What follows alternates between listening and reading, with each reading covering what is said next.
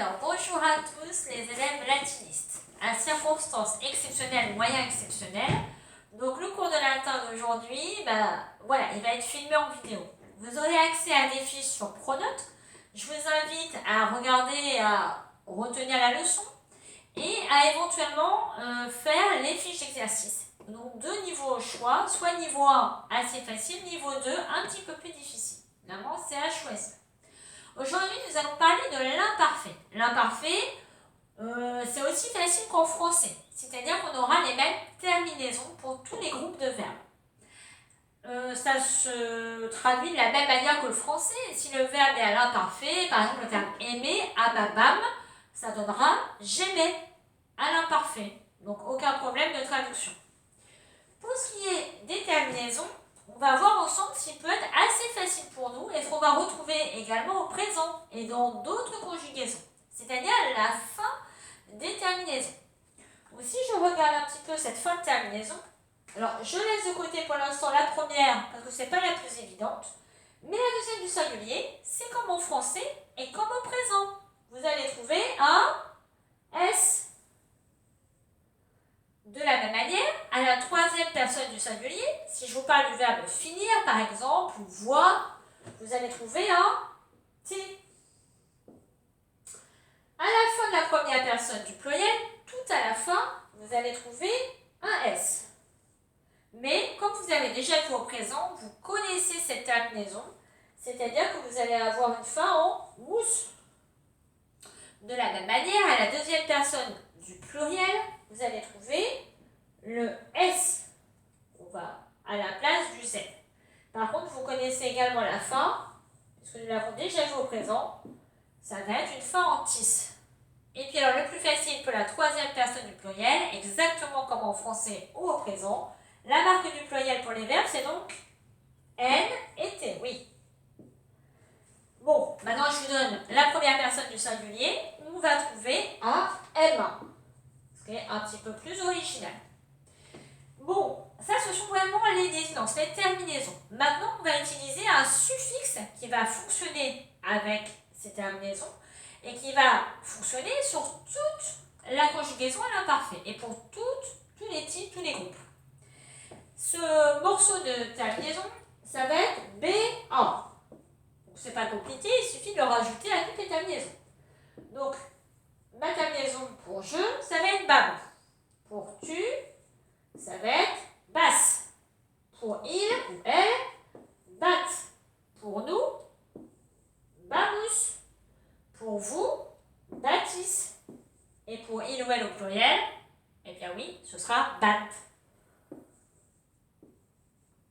Bon, et il y a maintenant, il va falloir simplement réfléchir à la manière de l'accrocher au verbe. C'est-à-dire, comment cette terminaison qui fonctionne pour tous les groupes, comment je vais faire en fonction des groupes, sur le premier, le deuxième, le troisième, le quatrième. C'est ce que nous allons voir maintenant.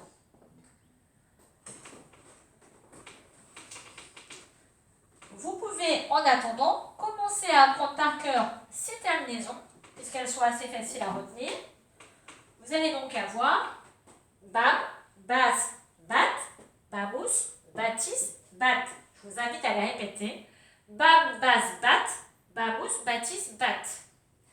Bon, maintenant, comment nous allons faire en fonction des groupes?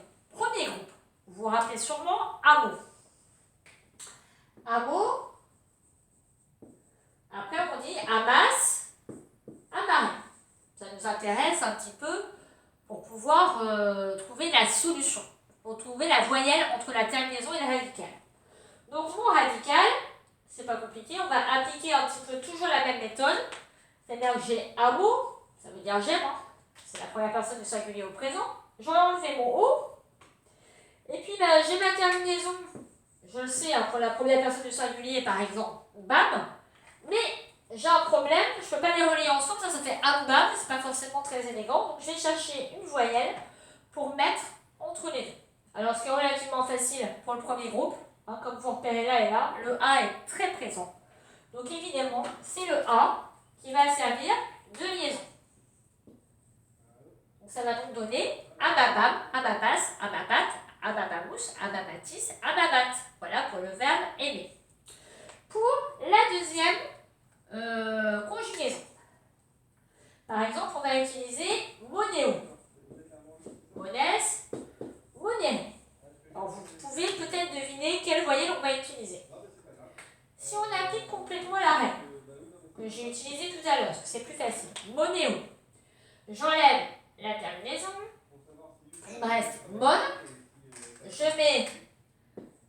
nouvelle terminaison BAM.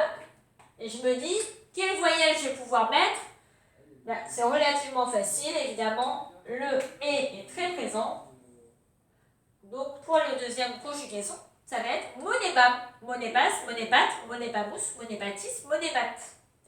On va passer maintenant à la troisième, qui donne légo, légis, légué.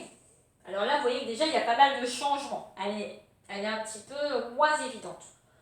Donc, si je reprends la même méthode, je vais utiliser légo. Je vais enlever la terminaison. Je mets la nouvelle terminaison de l'imparfait et puis je vais réfléchir à ce que je vais utiliser comme voyelle. Et bien, c'est exactement comme pour monéo. Ce sera le E, que vous allez voir, vous allez retrouver tout le temps maintenant, qui va faire léguébam. Léguébam, léguébas, léguébat, léguébamous, léguébatis, léguébat. Passons maintenant à la troisième conjugaison mixte.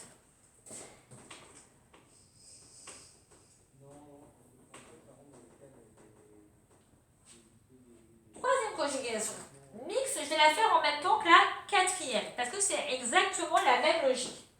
Donc la troisième mixte, ce sera capio, capis, capere. Et la quatrième conjugaison, ce sera audio, audis, audire. On voit bien les différences. Là, on a bien le i, mais là, c'est un et pour l'infinitif. Et là, on a un i absolument partout. Donc, même méthode. J'utilise mon verbe, capio, audio. Tout simplement, j'enlève les terminaisons. Et je mets ma terminaison.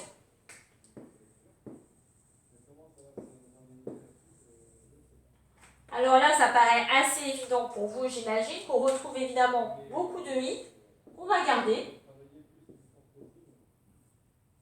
Mais on va également retrouver le e qu'on a dans les guébam. Donc ça va donner capiébam et audiébam. Donc capiébam, capiébas, capiébat, capiébamous, capiébatis, capiébat. Audiébam, audiébas, audiebat, audiébamous, audiebatis, audiebat. Vous l'avez compris, les terminaisons sont faciles à apprendre. Ce qui va être plus difficile, c'est simplement de réfléchir quelle voyelle je vais utiliser pour faire les liens entre le radical et la terminaison. Donc je vous souhaite bon courage pour les exercices et puis à très bientôt pour une nouvelle vidéo.